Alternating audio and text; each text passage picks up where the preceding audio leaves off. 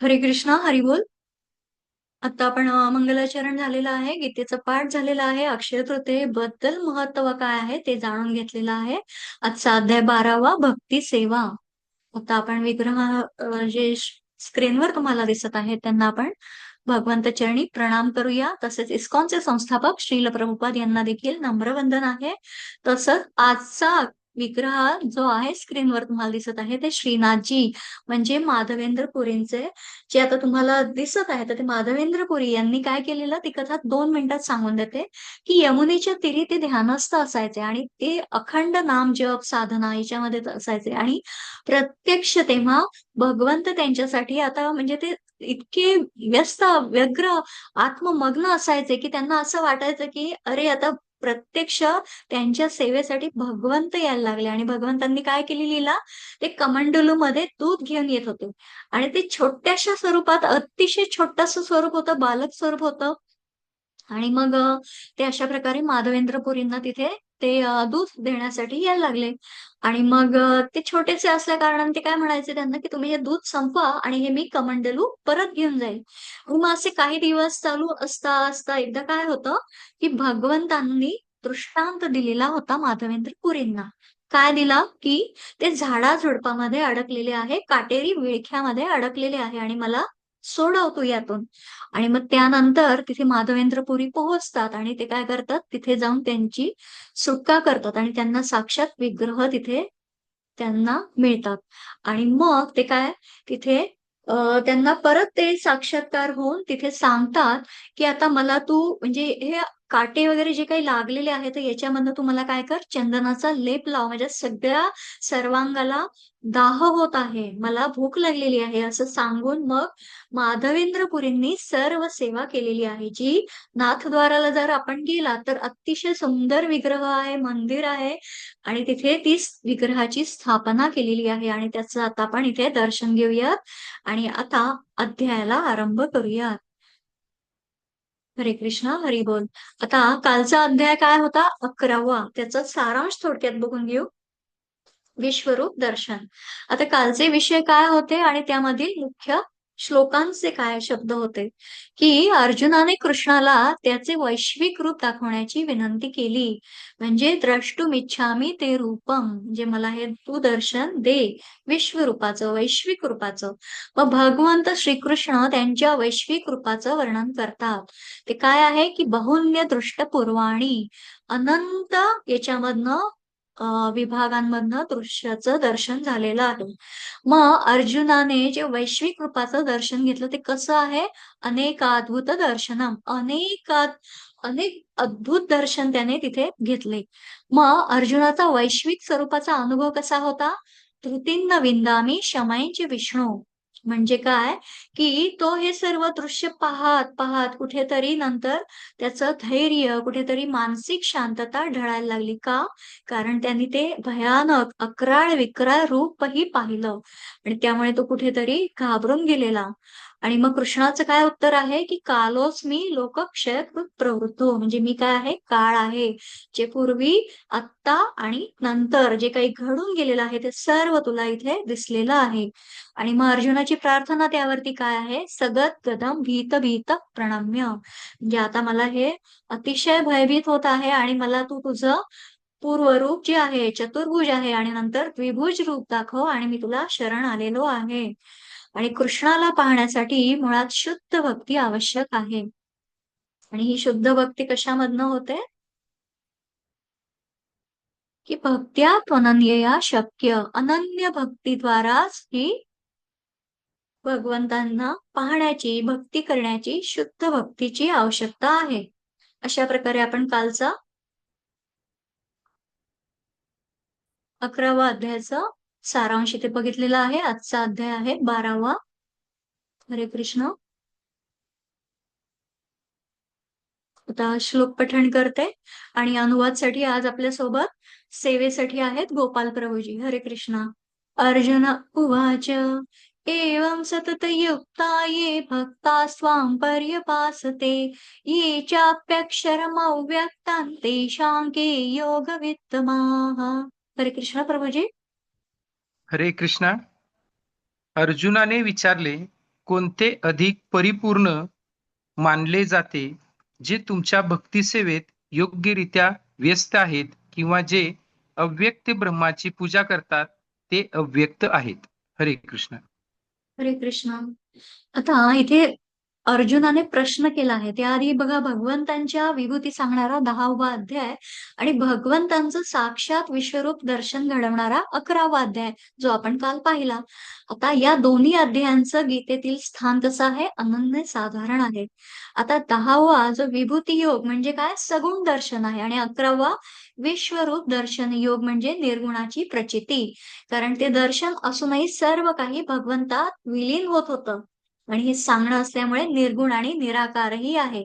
आणि म्हणून या अध्यायामध्ये अर्जुनाच्या मनात ही जिज्ञासा कुठेतरी आरंभिक उत्पन्न झाली की सगुण भगवंतांची उपासना करणारे आणि निर्गुण ब्रह्माची उपासना करणारे यापैकी कोणता उपासक आहे श्रेष्ठ, आणि या जिज्ञासाने अर्जुनाने इथे प्रश्न केलेला आहे.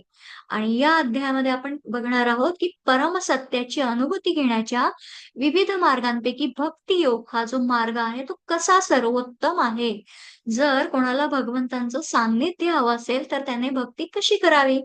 म्हणजे आतापर्यंत भगवंतांनी सगुण साकार, निर्गुण निराकार आणि सर्व व्यापकता या संकल्पना समजावून सांगितल्या, आणि सर्व प्रकारच्या भक्तांचं, योगींचं देखील वर्णन केलेलं आहे, ते आपण पाहिलेलं आहे. आणि सामान्यतः भक्त काय आहे, निर्गुणवादी, ज्ञानयोगी आणि सगुणवादी भक्तियोगी असे दोन प्रकारांमध्ये विभाजन केलं जातं.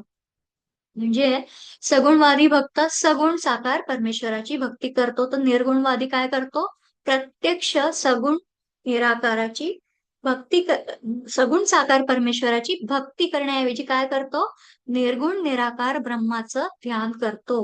आणि म्हणून अर्जुनाने इथे सरळच प्रश्न विचारलाय की तुमच्या दृष्टीने हे निर्गुण निराकाराचं ध्यान करणारा ज्ञानयोगी आणि सगुण साकाराची भक्ती करणारा हा भक्तियोगी यांच्यामध्ये कोण बरं आहे श्रेष्ठ.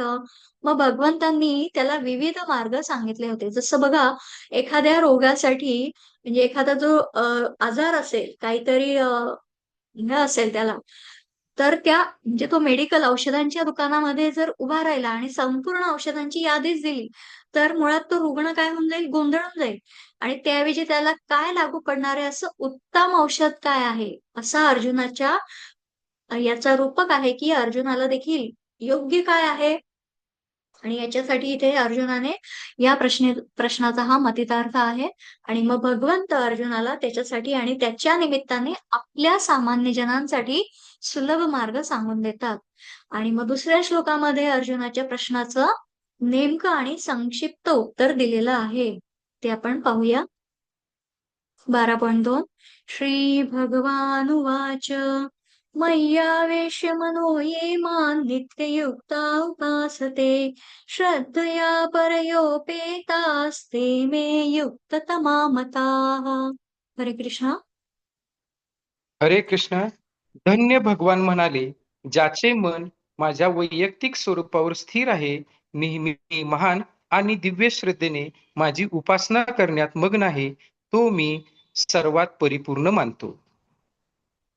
हरे कृष्ण. आता भगवंत सांगत आहेत की आपली देखील वृत्ती एखाद्या सांसारिक गोष्टीत, प्रपंचात अडकली तर प्रयत्न करूनही त्यातून बाजूला होता येत नाही. पण ही अशीच वृत्ती जर भगवंतांमध्ये लागली तर बघा, प्रत्येक दैनंदिन काम करताना, म्हणजे कपडे धुताना, गप्पा मारताना, कार्यालयीन काम करताना, म्हणजे प्रत्येक क्षणी मन भगवंतांपाशीच असतं. आणि या भावनेमध्ये भगवंत काय सांगतात, या भावनेला नित्ययुक्त. जसं की आपण आता स्क्रीनवर पाहत आहोत की कसे हे जे भक्त आहे, साधक आहे, प्रभूजी आहेत, हे भगवंतांच्या सेवेमध्ये एकाग्र आहे, ज्याला अर्च विग्रह उपासना म्हटलं जातं. म्हणजे असे जे भक्त नित्ययुक्त होऊन मन भगवंतांमध्ये गुंतवून श्रद्धेने युक्त होतात आणि सगुण साकार भगवंताला भजतात, आणि ते योग्यांमध्ये अतिउत्तम योगी असं म्हटलं आहे. म्हणजे ज्ञानयोगी जे आहेत, ज्ञानयोगी आणि भक्तियोगी मध्ये भक्तियोगी तरी श्रेष्ठ आहे असं इथे भगवंतांनी सांगितलंय, पण भक्तियोगी अधिक प्रिय आहे असं जे तेव्हा म्हणतायत, भगवंत म्हणतायत, तर तेव्हा याचा अर्थ काय, दुसरा मार्ग महत्वाचा नाही असं होत नाही. आणि म्हणून निराकार पुढील स्लाइडवर जाऊया. हरे कृष्ण. परंतु जे सर्व इंद्रियाचे संयमन करून आणि सर्वांच्या ठायी समबुद्धी ठेवून अव्यक्त इंद्रियातील सर्वव्यापी, अचिंत्य, अविकारी, स्थिर आणि अचल अशा परम सत्याच्या निर्विशेष रूपाची पूर्ण उपासना करतात, ते सर्वांच्या हितार्थ संलग्न होऊन शेवटी माझीच प्राप्ती करतात. हरे कृष्ण. हरे कृष्ण. आता बघा इथे आधीच्या श्लोकामध्ये भक्तियोगी आणि ज्ञानयोगी जो आहे तर त्यांच्यामध्ये काही फार फरक नाही, पण भक्तियोगी जो असतो भक्त तर तो अतिशय भगवंतांना प्रिय आहे, पण ज्ञानयोगीचं सुद्धा महत्व तितकंच आहे. आणि आता इथे काय सांगतायत की इथे निराकार भगवंताची भक्ती करण्याची म्हणजे त्याला जाणण्याची 8 लक्षणं भगवंतांनी सांगून दिलेली आहे. तर ती कोणती बरं 8 लक्षणं आहे? मग अक्षरम, अनिर्देशम, अव्यक्तम, सर्वत्र, अचिंत्य, कुटस्थ, अचलम आणि ध्रुवम. म्हणजे भगवंत म्हणत आहेत या 8 लक्षणांनी युक्त अशा माझे जे निरंतर ध्यान करणारे आहे, सर्व प्राणीमात्रांच्या कल्याणात तत्पर असणारे आहे आणि सर्वांप्रती समबुद्धी ठेवणारे योगी मलाच येऊन मिळतात. थोडक्यात काय, तर केवळ भक्ती मार्गाचाच नाही तर ज्ञान मार्गाचा अवलंब करणारे देखील भगवंतांची प्राप्ती करून घेतात. पण त्यामध्ये काय एकमेक आहे की आपल्या अंतरंगातील भगवंत पाहण्यासाठी माणसाला बघणे, ऐकणे, चाखणे, क्रिया करणे इत्यादी इंद्रिय क्रिया थांबाव्या लागतात आणि तेव्हाच तो भगवंत सर्वत्र विराजमान आहे हे जाणू शकतो. आणि अशी भावना असल्याने तो कोणत्याही जीवाचा हेवा करत नाही. त्याला मनुष्य आणि प्राणी यांच्यात काही फरक दिसत नाही, कारण तो काय पाहतो? फक्त आत्मा पाहतो, तो बाह्य कवच पाहत नाही. पण निराकार अनुभवाची ही पद्धत सामान्य माणसाला खूप अवघड असते. आता आपण असा जर विचार केला की आता जिथे सगळे जमलेले आहेत ते देह नसून आत्मा आहे, पण असंच आपण सगळ्यांना म्हणायला लागलो किंवा घरातल्या जे आहेत सदस्यांना म्हणायला लागलो तर ते म्हणतील की हा तर आता पागलच झालाय. त्याच्यामुळे हे जे निराकार तत्व आहे तर ते हे अनुभवण्याची पद्धत अतिशय अवघड आहे. आणि जर मनातून सर्व विचार काढून टाकून सर्व विषयांमधून मन दूर करून ध्यान लावलं तर असं सांगितलं तर ते फार कठीण जातं. आणि म्हणून आता पुढे काय आहे की निराकार ब्रह्माची भक्ती करणं कठीण आहे. त्यासाठी पुढील स्क्रीनवरती जाऊया. श्लोक पठण करते. क्लेशोऽधिकतरस्तेषाम् अव्यक्तासक्तचेतसाम् अव्यक्ता हि गतिर्दुःखम् देहवद्भिरवाप्यते. हरे कृष्ण. हरे कृष्ण. ज्याचे मन परम सत्याच्या अव्यक्त निर्विशेष रूपामध्ये आसक्त झालेले आहे, त्यांना प्रगती करणे अतिशय क्लेशदायक आहे. त्या मार्गात प्रगती करणे हे देहधारी जीवांसाठी नेहमीच अतिशय दुष्कर असते. हरे कृष्ण. हरे कृष्ण. आता ही जी निराकार ब्रह्माची भक्ती आहे ती इतकी कठीण सांगितली, कारण बघा जो देहाभिमानी आहे, जो स्वतःला शरीर मानतो तो अव्यक्ताची भक्ती करायला योग्यच नाहीये. कारण जोवर मनुष्य स्वतःला देह आहे त्या देहात त्याची जोवर आसक्ती, निराकाराची उपासना अशक्यच आहे, असंभव आहे. त्यामुळे मी देह नाही आणि देह धारण करणारं चैतन्य म्हणजे मी आहे या भावात जो पोचलाय त्यालाच निराकाराची उपासना करू शकते. आणि हे खूप अवघड आहे. अनेकदा मूर्ती पूजा न करणारे म्हणजे निराकारवादी असा गैरसमज करून घेऊ शकतात, पण तसं मात्र अजिबात नाही. मग भक्ती मार्गाची उपासना करण्यासाठी कोणतीच अट नाही. म्हणजे बघा, भगवंतांच्या प्रतिमेकडे, विग्रहाकडे, मूर्तीकडे बघून त्याच्या रूपाचं ध्यान करता येतं. म्हणजे ज्याप्रमाणे आपण रोज जो मंत्र म्हणतोय, हरे कृष्ण हरे कृष्ण, शिवाय काही जण जय जय रामकृष्ण हरी म्हणतात, काही श्रीराम जय राम जय जय राम म्हणतात.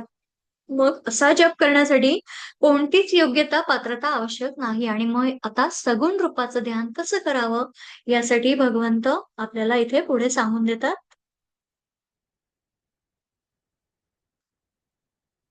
6 आणि 7 श्लोक पठण करते.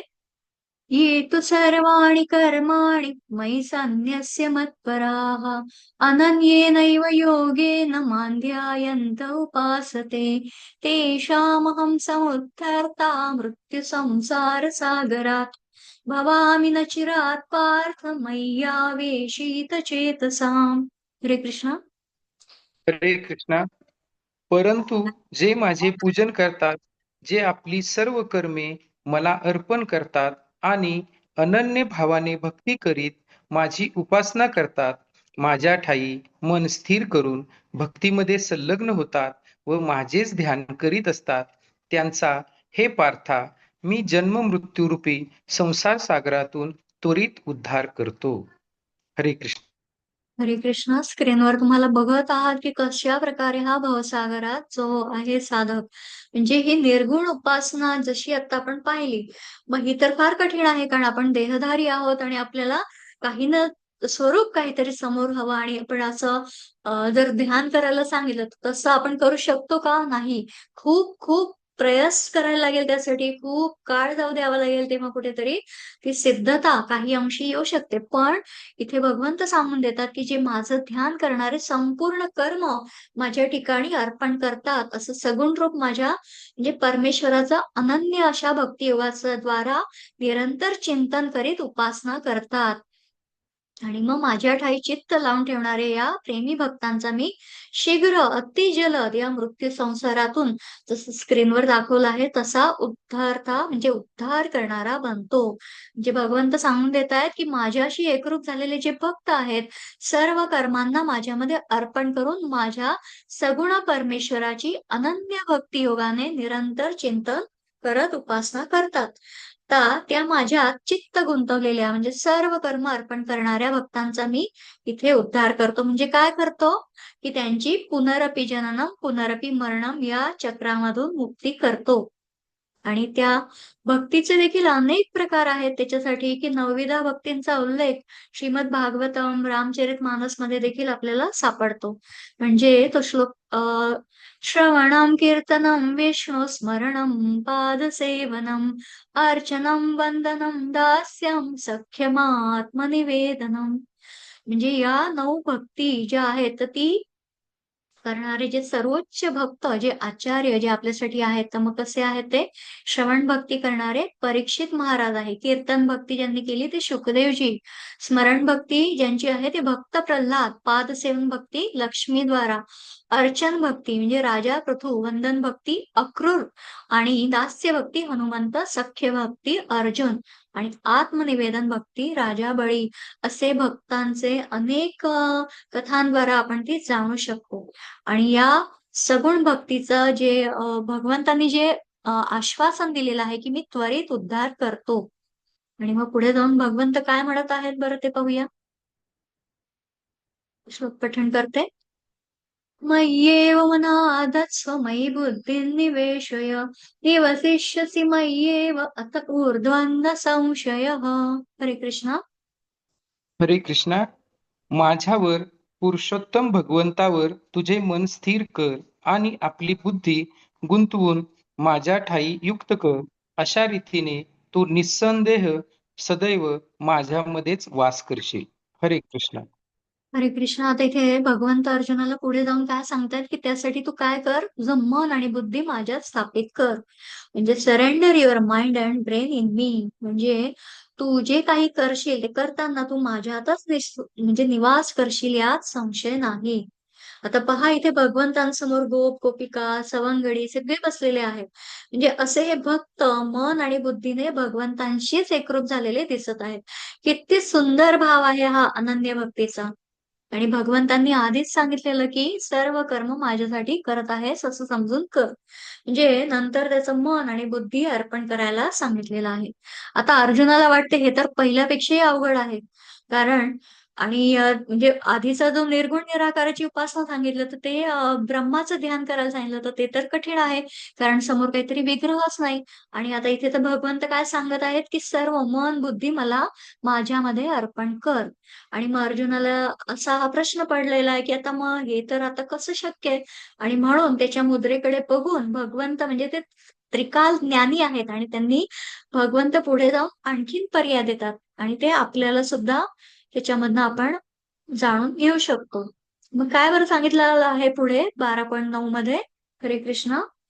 अथ चित्तं समाधातुं न शक्नोषि मयि स्थिरम् अभ्यासयोगेन ततो मामिच्छाप्तुं धनञ्जय. हरे कृष्ण. हरे कृष्णा. हे धनंजय, जर तू आपले मन निश्चलत्वाने माझ्या ठायी स्थिर करण्यात असमर्थ असशील तर भक्तियोगाच्या नियमक तत्वांचे पालन कर अशा रीतीने मला प्राप्त करण्याची इच्छा तू उत्पन्न कर व तुम्हाला पूर्ण सिद्धी प्राप्त होईल.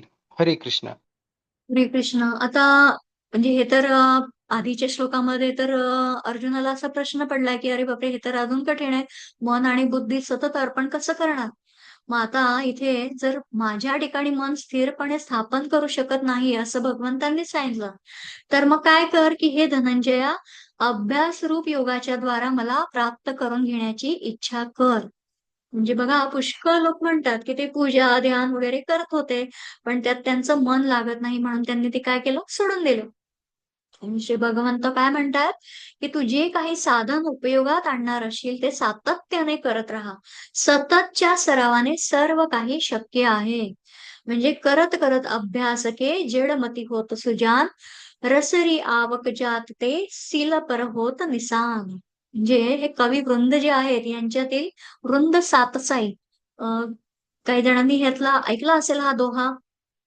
तर या दोह्याचा अर्थ काय आहे की विहिरीतून पाणी काढण्याच्या दोरीने, म्हणजे आपण आजकाल बघतो बऱ्याचशा ग्रामीण भागांमध्ये आजही विहिरीवरनं पाणी काढलं जातं, मग ती दोरी काय होते, सतत घासली गेली तर मग त्या विहिरीच्या दगडाची झीज होऊन त्यावर दोरीच्या खुणा उमटतात. आपण बऱ्याच जणांनी ते नोटीस केलेलं असेल. आणि त्याचप्रमाणे इथे भगवंत सांगून देत आहेत की निरंतर अभ्यास केला तर सततच्या सरावाने अजाण माणूसही सुजाण बनतो. म्हणजे काय, तर भक्ती ही निरंतर अभ्यासाने सफल होते. आपण मात्र त्यात काय करत असतो, म्हणजे अति पर्याय शोधत असतो की आज काय बाबा तापच आहे, आंघोळच करणार नाही, मंदिरातच जाणार नाही, विग्रहाचं दर्शनच घेणार नाही, आणि एक दिवस नाही केलं तर काय होणार आहे. भगवंताला तर सर्व ठाऊक आहे, तो तर अंतर्यामी आहे. अशा अनेक प्रकारच्या लोक पळवाटा शोधत राहतात. पण इथे भगवंतांनी काय सांगितलंय, निरंतर अभ्यास होणं आवश्यक आहे. आणि मग पुढे भगवंतांनी कोणती भक्ती सांगून दिलेली आहे ती पाहूया. 12.10. अभ्यासेप्य समर्थोऽसि मत्कर्म परमो भव, मदर्थमपि कर्माणि कुर्वन् सिद्धिमवाप्स्यति. हरे कृष्णा. जर तुम्ही भक्ती योगाच्या नियमांचे पालन करू शकत नसाल, तर फक्त माझ्यासाठी कार्य करण्याचा प्रयत्न करा. कारण माझ्यासाठी करून तुम्ही परिपूर्ण अवस्थेवर या. हरे कृष्ण. हरे कृष्ण. आता परिपूर्ण अवस्थेवरती येण्यासाठी अजून सांगून दिलं, इतकं सोप्पं सोप्पं, किती उदार आहेत भगवंत. म्हणजे बघा, एक एक गोष्टी की हरकत नाही, तुला हे नाही जमत ते करते, नाही तर हे कर. म्हणजे जर अभ्यासे अपि असमर्थ असी मत्कर्म परम भव, म्हणजे अभ्यासासाठी सुद्धा तू असमर्थ असशील तर केवळ आणि केवळ माझ्यासाठी कर्म करण्यामध्येच मग्न हो.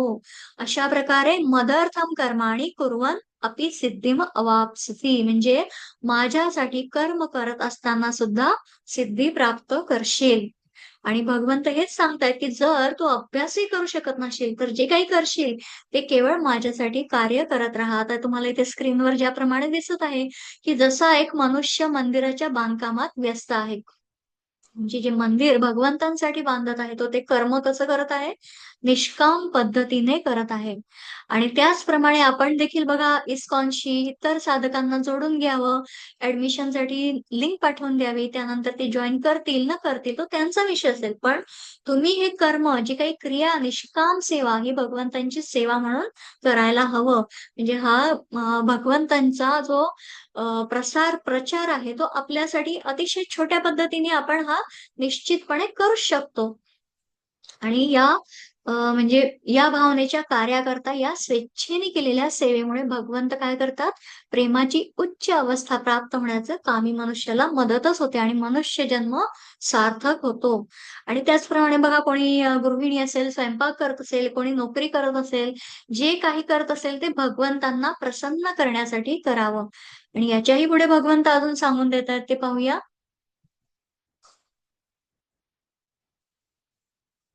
पुढे भगवंत सांगत आहेत, यत्करोषि यदश्नासि यज्जोषि ददासि यत्तपस्यासि कौन्तेय तत् पुरुषार्पणम. हरे कृष्ण. प्रिंटिंग मिस्टेक आहे थोडीशी. हरे हरे कृष्ण. हरे कृष्णा. हे कुंती पुत्र, तू जे काही करतोस, जे काही खातोस जे काही अर्पण करतोस आणि दान करतोस, तसेच तू जे काही तपस्या करतोस, ते सर्व मला अर्पण म्हणून करावे. हरे कृष्ण. हरे कृष्ण. आता इथे इतकं सुंदर सांगून दिलं आहे की जे काही करतो ते खाणं असो, अर्पण म्हणजे त्याच्यामधनं दान करणं आहे. आता दानाचा पण महिमा आपण पाहिला की कशा प्रकारे आपली इस्कॉनची सेवा आहे आणि त्यामध्ये आपण अनेक पद्धतीने दान करू शकतो. आणि त्यासाठी पुढची पण स्लाइड आहे जी इथे तुम्हाला दिसेल. इथे बघा तुम्ही, तुलसी हार सेवा आहे, पुष्प अलंकार आहे, राजभोग आहे, म्हणजे या सर्व सेवा आहेत. धूप सेवा म्हणजे याच्यामधनं तुम्ही कोणतीही सेवा आपल्या इच्छिक तुम्ही या आपल्या उपक्रमामधनं संस्थेला नक्कीच करू शकता. कारण जे आपण अर्चन विग्रह वगैरे जे आहेत तर ते सर्वांसाठी आपल्याला यथाशक्ती यथामती आपण हे दान केलं तर त्याचा अनंत पटीने आपल्याला फळ मिळतं. आणि अशा प्रकारे जर भगवंतांसाठीच कर्म करायला परायण होणं, म्हणजे आधीच्या 11व्या श्लोकामध्ये काय सांगितलेलं की साधनही करण्यास कोणी समर्थ नसेल तर तिथे भगवंतांनी काय सांगितलं, मन बुद्धी इत्यादींसह शरीरावर विजय प्राप्त करून घेऊन सर्व कर्मांच्या फळांचा त्याग करण्याचा उपदेश केलेला. आणि अशा प्रकारे कोणत्या ना कोणत्या सेवेत साधकाने राहावं. आणि अशीच अतिशय सुंदर या आपल्या इस्कॉनच्या मंदिरातील सेवा लिंक आहे आणि ती बऱ्याच वेळा म्हणजे ही ग्रुपवरती वगैरे तुम्हाला आता इथून पुढे पाठवली जाऊ शकते. आणि माताजी पाठवतील आपल्याला. आणि मुळात इथे सक्ती अशी काही नाही, एक कृतज्ञता म्हणून आपण हा सेवेचा भाग म्हणून नक्कीच यात भाग घेऊ शकतो. म्हणजे आता पुढे जाऊन पाहूया की मग सकाम कर्म काय आहे. त्याच्यासाठी 12.11 आहे. अथैतदप्यशक्तोऽसि कर्तुम् मद्योगमाश्रितः सर्वकर्मफलत्यागं ततः कुरु यतात्मवान्. हरे कृष्ण. हरे कृष्णा. तथापि तू जर माझ्या भावनेने युक्त होऊन कर्म करण्यात असमर्थ असशील तर सर्व कर्मफलांचा त्याग करून कर्म करण्याचा आणि आत्मस्थित होण्याचा प्रयत्न कर. हरे. हरे कृष्ण. आता इथे पण तेच सांगून दिलं आहे की सर्व म्हणजे जी काही कोणती भावना मनात येणारे सर्व याच्यामध्ये जे काही आहे तर ते कर्मफलांचा त्याग करून काय कर, कर्म करण्याचा म्हणजे ही अपेक्षा पण ठेवणं हे आहे की आता मी इतकं काही केलेलं आहे तर मग मला याच्यातनं काहीतरी लाभ होईल. हे सर्व भगवंतांवर सोडून देणं आहे आणि भगवंत निश्चितपणे त्याचा दुपटीने तो आपल्याला त्याचे रिटर्न जे काही असतात तर ते आपल्याला त्याच्यामधनं आपला सफलता नक्कीच प्राप्त होते. म्हणून हे सकाम कर्मयोगाचं महत्व इथे आपल्याला सांगितलेलं आहे. आणि मग त्यासाठी पुढची स्लाइड पण आहे सकाम कर्मासाठी, की याच्यामध्ये काय आहे, ध्यान. तर ध्यान कसं करावं त्यासाठी श्लोक पठण करते. श्रेयो हि ज्ञानमभ्यासात् ज्ञानात् ध्यानं विशिष्यते ध्यानात् कर्मफलत्यागस्त्यागात् शान्तिरनन्तरम्. हरे कृष्ण. हरे कृष्णा. तुला जर असा अभ्यास करणे शक्य नसेल तर ज्ञानाचे अनुशीलन करण्यात तू स्वतःला संलग्न कर. तथापि ज्ञानापेक्षा ध्यान श्रेष्ठ आहे आणि ध्यानापेक्षाही कर्मफलांचा त्याग करणे श्रेष्ठ आहे. कारण अशा कर्मफल त्यागामुळे मनुष्याला मनःशांती प्राप्त होते. हरे कृष्णा. हरे कृष्ण. आता 12व्या अध्यायातील म्हणजे पहिल्या 11 श्लोकांमध्ये आता जे पण आपण पाहिले सर्व श्लोक, तर त्याच्यामध्ये भगवंतांनी विविध मार्ग सांगितलेले पाहिले. आता 12व्या या श्लोकामध्ये सर्व मार्गांच्या संदर्भात भगवंत इथे अतिशय महत्वाचा संदेश देतात, उपदेश देतात. आणि यामुळे हा श्लोक कसा आहे, अतिशय महत्वाचा. इथे काय सांगितलं आहे की अभ्यासापेक्षा ज्ञान श्रेष्ठ आहे. आणि अभ्यास हे इंद्रियांद्वारा केलं जातं. तर त्या अभ्यासाला मर्म, उद्देश स्पष्ट म्हणजे आपण जी स्पष्टतेची जी जोड देतो तर ते काय आहे, ज्ञान देतो. आणि जर हे ज्ञान नसेल तर यांत्रिकपणे केलेला अभ्यास निरर्थक होतो. म्हणजे एखादं फक्त टार्गेट असेल किंवा मला एवढे मार्क्स हवे. आजकाल बऱ्याच स्पर्धा असतात की फक्त आणि फक्त कुठेतरी त्या टार्गेटवर जाणं, ते सर्टिफिकेट त्या ग्रेड पर्यंत पोहोचण्यासाठी तो केलेला असतो यांत्रिकपणे केलेला अभ्यास. मग मन शरीराची जी ज्ञानेंद्रिय आहे आणि कर्मेंद्रिय आहे ती नियंत्रण करीत असतं. तर मन दिसत असतं का, तर नाही. पण ते कसं आहे, सर्व शक्तिमान. आणि ते कसं आहे, बुद्धीच्या नियंत्रणात ठेवलं नाही तर अनर्थ घडवून आणतं. म्हणजे बघा, सोप्या अ, करून सांगते, कारण थोडस हा समजायला पाहिजे हा श्लोकाचा मतितार्थ, की आता डोळ्यांनी जिलबी पाहिली आणि जिभेला पाणी सुटलं आणि मग मनाला काय वाटलं, ताबडतोब ती खावी.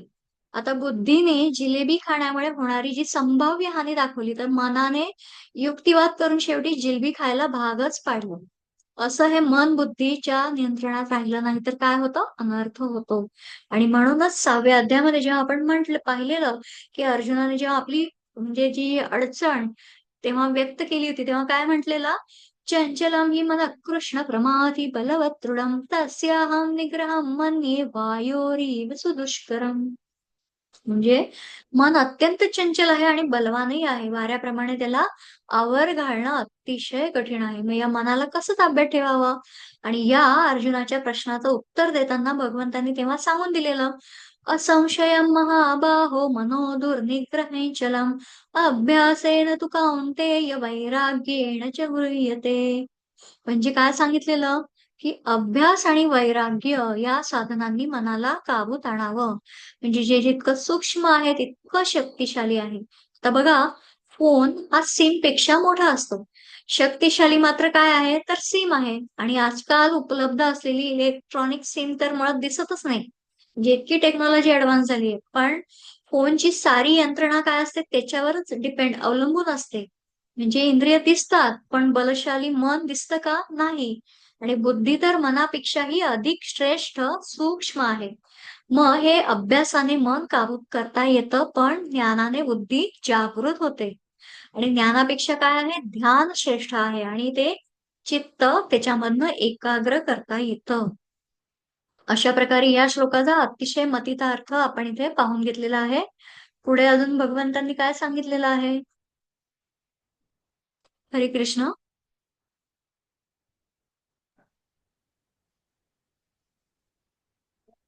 जो जीवांचा द्वेष करीत नाही आणि सर्व जीवांचा सहृदय मित्र आहे, जो मिथ्य अहंकारापासून मुक्त आहे आणि स्वतःला स्वामी समजत नाही, जो सुखदुःखामध्ये समभाव राखतो, जो क्षमाशील, सदैव तृप्त, आत्मसंयमी आहे आणि आपले मन व बुद्धी माझ्यावर स्थिर करून जो दृढ निश्चयाने भक्तीमध्ये संलग्न झालेला आहे, तो मला अत्यंत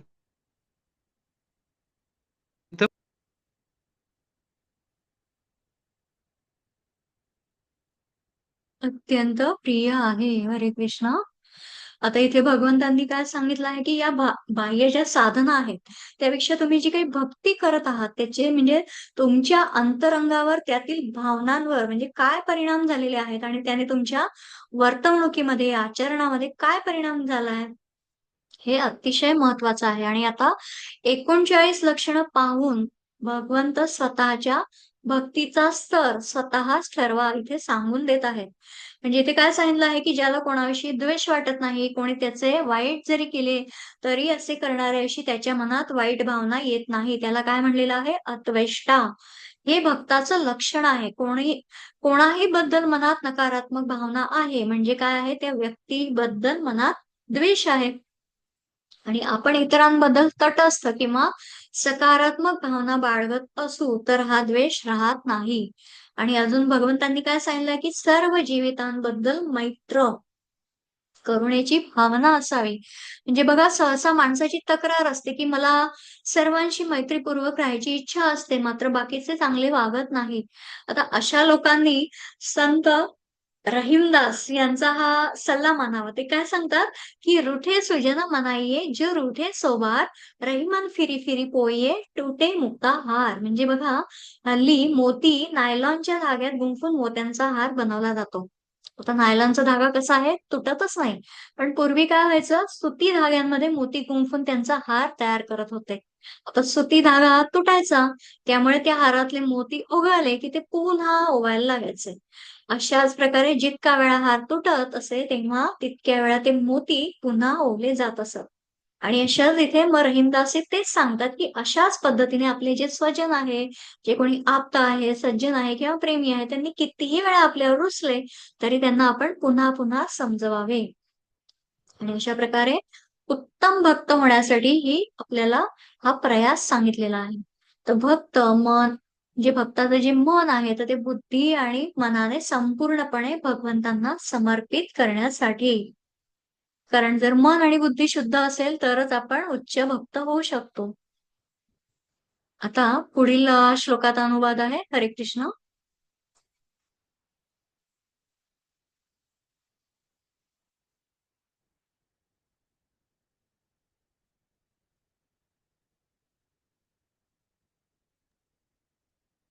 हरे हरे कृष्ण. कृष्ण. हरे कृष्ण. ज्याच्यामुळे कोणीही उद्विग्न होत नाही आणि जो इतर कोणामुळेही उद्विग्न होत नाही, जो हर्ष आणि दुःख, भय आणि चिंता यामध्ये समभाव राखतो, तो मला अत्यंत प्रिय आहे. हरे. हरे कृष्ण. आता बघा, आपले इष्ट, आपले आराध्य आपल्या सोबत आहे असा दृढ विश्वास मनात असायला हवा. तर किती दिवस ना केवळ आपण खाणं पिणं जन्म मरणाची चिंता करत राहणार, आणि चिंता केली तरी नाही केली काय, केली का, तर काय जे होणार आहे ते होणारच आहे. म्हणजे प्रत्येक माझ्या श्वासाबरोबर भगवंतांचं नाव असायला हवं, आणि याची खरं तर ती चिंता करायला हवी. म्हणजे ज्याप्रमाणे रावणाने ज्या विभीषणाला लंकेतून हाकलून दिलं होतं, तर त्याला आज प्रभू श्रीरामांच्या कृपेने लंकेचं राज्य प्राप्त झालेलं होतं. आता आपण धार्मिक अभ्यासक आहोत, आध्यात्मिक आहोत, गीता अभ्यास करत आहोत. ही भगवंतांची केवढी मोठी कृपा आहे. आणि आपल्या मनात भगवंत आहेत ही खात्री असली तर मग कोणताच क्लेश किंवा चिंता राहत नाही. आता इथे तुम्हाला जे स्क्रीनवर दिसत आहे, तर चित्रकेतू महाराजांचा रथ जो वरतून जात आहे. इथे थोडस झूम करून बघा, हा जो रथ आहे इथे, हा दिसत आहे का तुम्हाला इथे, तर तो रथ चित्रकेतू महाराजांचा रथ वरून जात आहे. आणि इथे तुम्हाला जे दिसत आहेत भगवान शिव, ते काय करत आहेत, भागवत कथन करत आहेत. म्हणजे इथे बघा, सर्व जीव महात्मे जमलेले आहेत, सर्वजण आत्मबुद्धीने एकाग्रतेने श्रवण करत आहेत. आणि रथातून जाताना चित्रकेतू महाराज देखील काही क्षण थांबतात. आणि मग शिवांच्या मांडीवर माता सती बसलेल्या आहेत. इथे तुम्हाला दिसत असेल. तर पण तेथील सर्व जे आत्मसाक्षात्कारी जीव आहेत त्यांचं या गोष्टीकडे लक्ष गेलेलं नसतं. पण चित्रकेतू महाराज शिवांना पाहून स्मित हास्य करून स्तुती करतात. पण ती स्तुती असते केवळ, आणि याचा विपर्यास कोण करतं, सती माता करते. आता सती मातेला काय वाटतं, की आपल्याला पाहून हसले आहेत, आणि म्हणून ती चित्रकेतू महाराजांना शाप देते. काय शाप देते, की तुला आसुरी जन्म मिळेल. पण हे ऐकून ते काय उद्विग्न होत नाही, शांतपणे स्वीकारच करतात. असे हे थोर महात्मे आहेत, की ज्यांनी भगवंतांना जाणलेलं आहे, की हरकत नाही, भगवंतांची इच्छा म्हणजे जे काही आहे तर ते स्वतः त्याचा स्वीकार करतात. म्हणजे भगवंतांचा आवडता भक्त हर्षाचा आणि दुःखाचा अतिरेक करत नाही. तर इथे मुळात हे चित्रकेतू महाराज तिथे सांगू शकले असते, की मी याच्यामध्ये काही विपर्यास केलेला नाही. पण आवडता भक्त कसा असतो, की हर्ष, दुःख याचा अतिरेक, भय, उद्वेग यांच्यापासून मुक्त असतो. म्हणजे आजकाल बघा, लोकांची सहनशक्तीच समाप्त झाली. म्हणजे इतके पेशन्स कमी झालेत, आणि या व्हॉट्सअप मोबाईलच्या युगामध्ये तर रिॲक्ट होणं जे काय असतं ते आजकाल तर ते खूपच वाढलेलं आहे त्याचं प्रमाण.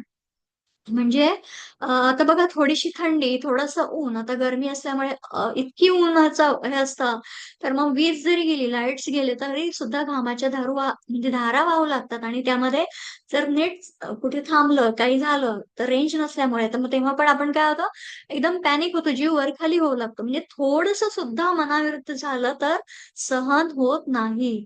आणि म्हणून भगवंतांनी इथे हा संदेश आपल्याला दिलेला आहे, की जीवनामध्ये थंडी, ऊन, पाऊस म्हणजे दुसऱ्यांचा स्वभाव म्हणजे लोकांनी देखील आपल्याला जी काही द्वेष, मत्सर, सुख, दुःख या पण ज्या जाणीवा आहेत, तर त्याबाबत काय करायला हवं? सहनशक्ती ठेवायला हवी, बाळगायला हवी. आता लोकं म्हणतात, तर इतर लोकं तर खोटं बोलले तर त्यांना सहन होत नाही. तर का नाही होत? तर सर्व काही सहन करायला जमलं पाहिजे. मग अजून पुढे जाऊन भगवंत काय सांगत आहेत, की कोण प्रिय भक्त आहे? हरे कृष्ण.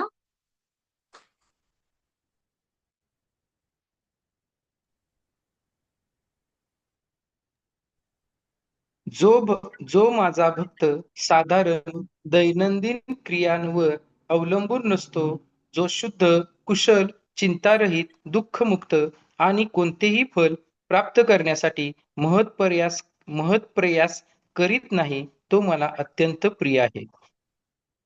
हरे कृष्णा. आता बघा इथे तुम्हाला स्क्रीनवर जे दिसत आहेत ते श्रीनिवास ठाकूर आहेत, जे शुद्ध भक्त आहेत. म्हणजे त्यांच्या घरी चैतन्य महाप्रभू जे भगवंतांचेच अवतार, म्हणजे ते कीर्तनाला चैतन्य महाप्रभू त्यांच्या घरी येत असत. आणि एकदा काय होतं की एका दालनामध्ये नेहमी त्यांचं कीर्तन असत आणि दुसऱ्या दालनामध्ये एकदा त्यांच्या मुलाचा, म्हणजे हे जे आहे श्रीनिवास ठाकूर यांच्या मुलाचा मृत्यू झालेला असतो. आणि त्यांची पत्नी अतिशय शोकाकुल होते, रडते आणि शोक करत असते. तर मग अशा या श्रीनिवास ठाकूर असतात, तर ते त्यांच्या पत्नीला सांगतात की तुझं रडणं आता बंद कर, आणि त्यामुळे तिकडे कीर्तनामध्ये चैतन्य महाप्रभूंना अडथळा येतोय आणि त्यामुळे तू आता शांत हो, रडू नको. आणि पुन्हा ते दुसऱ्या दालनात जातात, कीर्तन सुरूच असतं. आणि मग कुठेतरी चैतन्य महाप्रभू जे भगवंतांचाच अवतार आहे, तर त्यांना कुठेतरी ती जाणीव होते की ते मग त्यामध्ये विचारतात की सर्व काही ठीक आहे ना? आणि मग त्यावर श्रीनिवास ठाकूर म्हणतात की हो, सर्व काही ठीक आहे. पण मग त्यावरती चैतन्य महाप्रभू म्हणतात की पण आज मला काही नामस्मरणामध्ये रुची येत नाहीये, काय झालं आहे ते तू मला सांग. आणि अशा प्रकारे मग चैतन्य प्रभू महाप्रभू विचारतच असतात. आणि मग तेव्हा काय होतं, मग ते पाहतात की हा तर काही सांगत नाही. मग ते तडक दुसऱ्या दालनात येऊन पाहतात, तर काय, त्यांच्या मुलाचा मृत्यू झालेला असतो. आणि मग ते म्हणतात की तू मला हे आधी का नाही सांगितलं. आणि त्यावरती श्रीनिवास ठाकूर सांगतात की प्रत्यक्ष आपण भगवंत इथे असताना अशुभ असं काय घडणार आहे. आणि एवढं एकच वाक्य ऐकून चैतन्य महाप्रभूंनी त्यांना प्रेमाने आलिंगन दिलं आणि त्या मृत मुलाचं प्राण परत आणतात, त्याला जिवंत करतात. असे हे भगवंतांचे भक्त, म्हणजे जे बातमी ऐकूनही म्लान झाले नाही, दुःखी झाले नाही. म्हणजे जीवनात प्रतिकूल परिस्थिती उद्भवली तर खचून न जाता हे देखील पार पडेल असा विचार करणाऱ्या व्यक्तीला गतव्यथा म्हणतात. आणि अशाच प्रकारे अजून एक छोटीशी हे सांगते कथा, की एकदा भक्त कबीरजींची गाय चोरीला गेली. आता त्यांच्याकडे ती गाय जी होती तर ती खूप चांगली गाय होती, दूध भरपूर द्यायची. पण मग काही असे हितचिंतक असतात की ते अ, कबीरजींचं सांत्वन करायला आले आणि मग ते काय म्हणायला लागले की तुमच्याकडे तर खूप चांगली गाय होती, इतकं दूध द्यायची, पण आता तुमचं केवढं नुकसान झालं आहे. आणि मग त्यावर कबीरजी म्हणतात की बरं झालं, आता मला शेण उचलायला लागणार नाही आणि शेण नसेल तर डास येणार नाही. मग काय होतं, काही दिवसांनी ती गाय परत येते आणि ती सापडते. मग शेजारचे येऊन परत म्हणतात की अरे वा, तुम्ही तर खूप छान भाग्यवान आहात की तुमची हरवलेली गाय परत आली. आणि मग त्याच्यावर कबीरजी काय म्हणतात की बरं झालं, आता प्यायला दूध मिळेल. म्हणजे दोन्ही प्रसंगी ते स्वस्थ होते. हे जे स्वस्थ होणं अतिशय जीवनात महत्वाचं आहे. कितीही आपदा, कितीही संकट, कितीही दुःख येव, कितीही हानी हो, पण जे स्व आणि स्थ, त्याचा जी शब्दकोड करून, आता तेवढी आपली वेळेची मर्यादा आहे आणि आपला वेळ आता पुढे पुढे होत आहे, त्यामुळे सांगता नाही येणार, पण निश्चितपणे पुढे सांगून देईल. तर मग अशाच प्रकारे जीवनातील सुख-दुःखांच्या प्रसंगाने आपणही अस्वस्थ होऊ नये. अशा प्रकारे हा आता आपण जी कथा, दोन्ही कथांमधनं जे पाहून घेतलं, की असे जे भक्त आहेत, ते भगवंतांना प्रिय आहे. तर पुढे जाऊन भगवंतांनी काय सांगितलेलं आहे? हरे कृष्णा. हरे कृष्णा. जो हर्षितही होत नाही किंवा दुःखही करीत नाही, शोकही करीत नाही किंवा आकांक्षाही करीत नाही आणि ज्याने शुभाशुभ गोष्टींचा त्याग केला आहे, असा भक्त मला अत्यंत प्रिय आहे. हरे हरे कृष्णा. आता हे जे दाखवले आहे स्क्रीनवर, भक्त प्रल्हाद आहे आणि कसे हत्ती आणि दैत्य जे आहेत, हिरण्यकश्यपूचे हे सगळे जे कार्य करणारे जे असुरी आहेत, तर ते कसे करत आहे, हे सितधीर मुनी, म्हणजे जिथे श्रद्धायुक्त प्रल्हाद महाराजांची कथा सर्वजण हे जाणतात, की ज्यांना हिरण्यकश्यपूने काय केलं, हत्तीच्या पायाखाली दिलेलं होतं. तरीही ते कसे होते, स्थिर. म्हणजे भक्ताला थोड्या आनंदाने हर्षवायू होत नाही आणि थोडं नुकसान झालं म्हणून तो शोक करीत बसत नाही. म्हणजे अंतिम स्थितीतील भक्त शुभ आणि अशुभ कर्मांचा त्याग करतो. म्हणजे बघा, आता वाटेने अनवाणी जात असताना जर पायात काटा घुसला, तर जवळ पडलेला तसाच काटा दुसरा घेऊन आपण काय करतो, तो पायातला काटा काढून टाकतो. आता काटा काढून झाला की ते दोन्ही काटे आपण फेकून देतो. आणि ज्या काट्याने पायातला काटा काढला तो काय आपण जवळ ठेवतो का? नाही ठेवत. तसंच या पाप कर्मांचा क्षय होण्यासाठी पुण्य करावं लागतं. म्हणजे हळूहळू काय होतं, पाप कर्म संपुष्टात आलं की पुण्य शिल्लक राहतं आणि अशा वेळी पुण्य कर्म करण्याची देखील गरज उरत नाही. आणि हेच इथे भगवंत सांगत आहेत की अशुभ कर्मांबरोबर शुभ कर्मांचाही त्याग करावा. आणि असे भक्त भगवंतांना अतिशय प्रिय आहेत. आणि मग पुढे जाऊन अजून एक पठण आहे, हरे कृष्ण. हरे कृष्णा. जो भक्ती सेवेच्या या अविनाशी मार्गाचे अनुसरण करतात आणि जे पूर्णपणे श्रद्धेने स्वतःला जोडून घेतात, मला सर्वोच्च ध्येय बनवतात, ते मला खूप प्रिय आहेत. हरे कृष्ण. हरे कृष्ण. भगवंतांनी भक्तांची यादीच दिलेली आहे आणि खरोखर आपण या यादीमध्ये कुठे आहोत, कोणत्या कारणामध्ये, कोणत्या तत्वांमध्ये, कोणत्या संदर्भाने आपल्याला हा बोध दिलेला आहे. आणि असा हा भक्तियोग अतिशय सुंदर आहे. आणि याच्यामध्ये शत्रूच्या मित्रेच्या मानापमानयो सम, म्हणजे शत्रू आणि मित्र यांच्या ठिकाणी तसंच मान अपमान यांच्या प्रसंगी सम राहणारा. ते आपण पाहिलं की थंडी उष्णता सुख दुःख या द्वंद्वांमध्ये जो सम असतो, तसाच आसक्ती रहित निंदा स्तुती समान मानणारा, मननशील आणि कोणत्याही प्रकाराने शरीराच्या निर्वाहामध्ये सदा संतुष्ट राहतो. आणि राहण्याच्या ठिकाणाबद्दल ममता आसक्ती यांनी आसक्त रहित असतो, असा तो कोण आहे? स्थिर बुद्धी, स्थिरमती भक्तिमान नरम एक प्रिय. असा स्थिर बुद्धी भक्तिमान मनुष्य मला, माणूस भक्त म्हणून प्रिय आहे. जसं बघा अंबरीश महाराजांचं उदाहरण. आता ती कथा आपण पुढे विस्ताराने नक्कीच पाहणार, पण आता इथे एक 2 मिनिटात सांगून देते की दुर्वास मुनींनी कसं शाप दिलेला होता आणि एका वैष्णव भक्ताचा अपमान कसं भगवंत सहन करत नाही.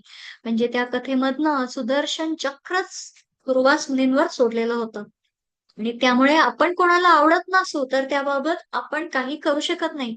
आता मी चांगला आहे म्हणून समोरच्याने तसंच वागावं असं बंधन आपण इतरांवर घालू शकतो का? नाही घालू शकत. पण म्हणून दुःखी व्हायचं का? नाही व्हायचं. इतरांचं चांगलं वागणं न वागणं आपल्या हातात आहे का? नाही. पण आपलं चांगलं वागणं आपल्या हातात आहे. आणि आपल्या मनात कोणाविषयी त्यामुळे शत्रुत्वाची, वैरभावाची भावना असायला नको. मित्र आणि शत्रू यांच्याविषयी समभाव असायला हवा. म्हणजे आता मित्राच्या भेटण्याने अति हुरळूनही जाऊ नये आणि शत्रू भेटला म्हणून अतिशय द्वेष, मत्सरही ठेवू नये. म्हणजे ही समता आहे. कुठेतरी ही जाणीव अतिशय महत्वाची आहे, की याच्यामधनं मला काय साधायचं आहे? भगवंतांचा प्रिय भक्त, भक्ती मानवे प्रियो नरः. तर मनुष्याला जितकी चिंता असते तितकाच तो काय करतो? आयुष्यात दुःखी असतो. म्हणजे जास्त चिंता करूनही फार काही मिळत तर नाही, पण जे मिळायचं असतं तेवढंच मिळतं. आणि जीवनात आपण काय करतो कधी-कधी, कारण मान-अपमान होत असतात. जर आपण कधी म्हणजे काही चांगलं केलं नसेल, तरी आपला सन्मान होऊ शकतो, तर काही वाईट केलं नसेल, तरी आपला अपमानही होऊ शकतो. म्हणजे कोणी थोडा मान दिला तर हुरळून जाऊ नये, तसंच थोड्याशा अपमानाने देखील व्यथित होऊन जाऊ नये.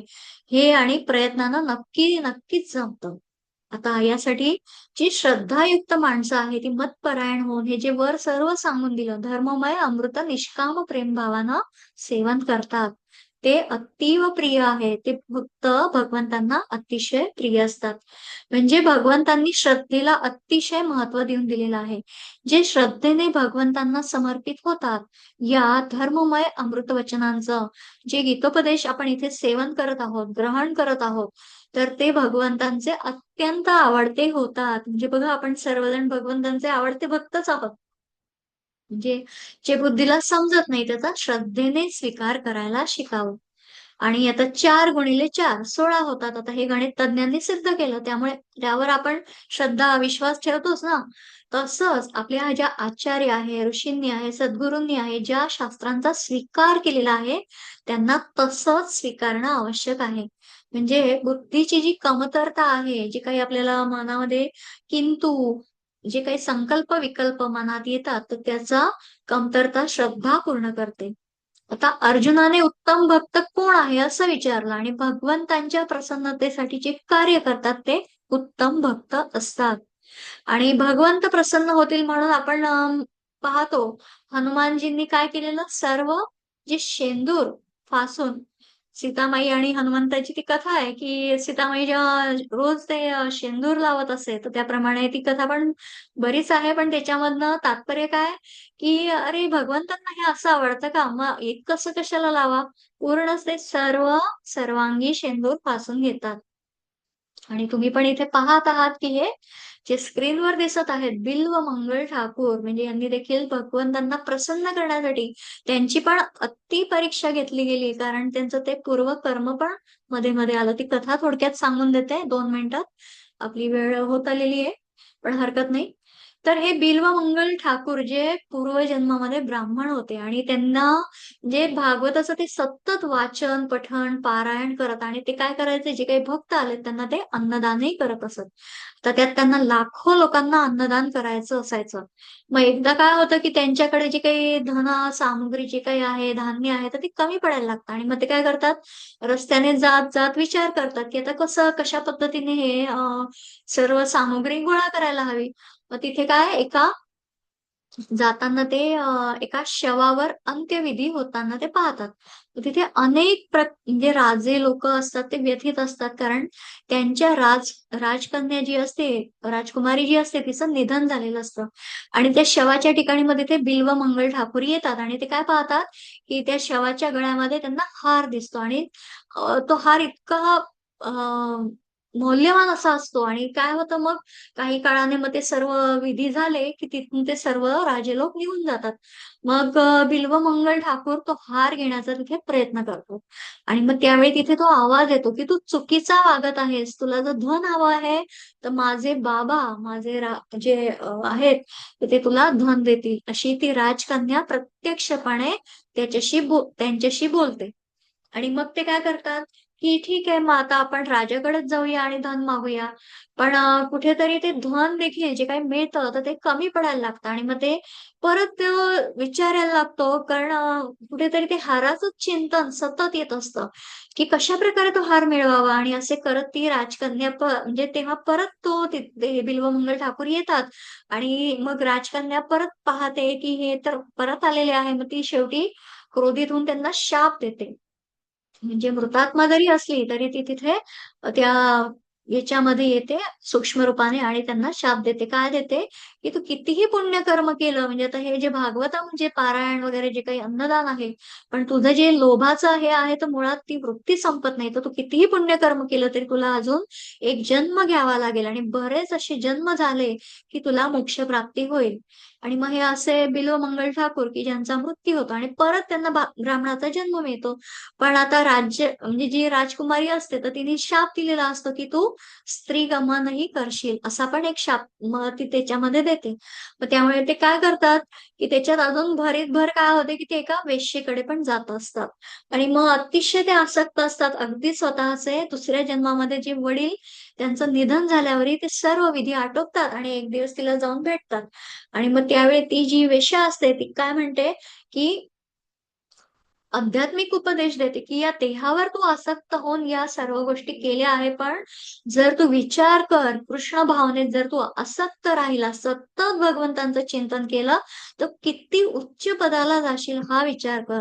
म्हणजे या भौतिक जगतातून बाहेर पड. आणि हे सर्व उपदेश ऐकून मग ते कुठेतरी मनातून जागे होतात आणि बाहेर पडतात आणि काय करतात, मग तीर्थक्षेत्राच्या ठिकाणी यायला लागतात. पण बघा आता जसा सर्वांच्या घरामध्ये पंखा चालू आहे आणि आपण तो बंद केला, तो पूर्ण बंद होतो का? नाही. तो काही काळ तो स्विच ऑफ जरी झालं तरी ते पाते फिरतच असतात. तसंच म्हणजे बिल व मंगल ठाकूर जे असतात तर त्यांच्या मनात म्हणजे ते स्त्रीगमन करत असतात आणि तो विषय त्यांच्या मनातून पूर्णपणे बंद झालेला नसतो. आणि म्हणून ते काय करतात, जेव्हा ऋषिकेशला जायला निघतात तर तेव्हा ते एका स्त्रीच्या मागे देखील जायला लागतात. आणि मग त्यांना कळतं की अरे आता आपल्याला ही जागृती पण आली, पण आपले हे मुळात ही आसक्ती संपतच नाहीये इंद्रियांची. आणि मग कुठेतरी मग त्या स्त्रीला ते पाहतात आणि ती पण विचार करते की असा हा मनुष्य माझ्या मागे मग कशा प्रकारे येतोय आणि हा कशा दृष्टीने कशा पद्धतीने माझ्याकडे बघत आहे. आणि मग कुठेतरी ती स्त्री जेव्हा त्यांना भेटते मग ते काय म्हणतात की तुमच्या केसामधली जी पीन आहे तर ती मला द्या. मग तिला वाटतं की आपल्याला फक्त पिन हवी असल्यामुळे यांना काहीतरी ते काम असेल म्हणून ती काय करते ते देऊन देते आणि ती निघून जाते. आणि मग ते काय करतात की त्यांना ती जाणीव होते आणि ते स्वतःला शिक्षा करून घेतात. काय करतात तर त्यांच्या दोन्ही डोळ्यांमध्ये ती पिन खुपसून घेतात आणि कायमचे अंध होऊन जातात. का? तर ज्या इंद्रियांना संयम ठेवून कृष्ण भावनेतून जीवन व्यतीत करण्याचा त्यांनी निर्णय घेतलेला असतो, त्यामध्ये ही इंद्रिय त्यांना बाधा आणत असते. असे शुद्ध भक्ताच्या भजनात इथे स्क्रीनवर दिसत आहे हे अंध झालेले आहे बिल्वमंगल ठाकूर. पण भगवंत साक्षात येऊन श्रवण करत आहेत. म्हणजे पूर्व कर्म सर्व नष्ट होऊन त्यांना शुद्ध भक्त म्हणून सेवेत मन केंद्रित केलेलं असतं. आणि असे भक्त भगवंतांना अतिशय प्रिय असतात. अशी ही बिल्वमंगल ठाकूरांची कथा आहे. आणि असे हे सर्व जे भक्त आहे, जेवरती आपण सर्व कथा थोड्या प्रमाणात स्पर्श केलेला आहे. तर इथे ही भक्ती योगाच्या द्वारे आपण या अध्यायामध्ये जाणून घेतलेलं आहे, की जसं बघा अर्जुनाने सुरुवातीलाच प्रश्न विचारलेला होता, की तेषां के योगवित्तमाः.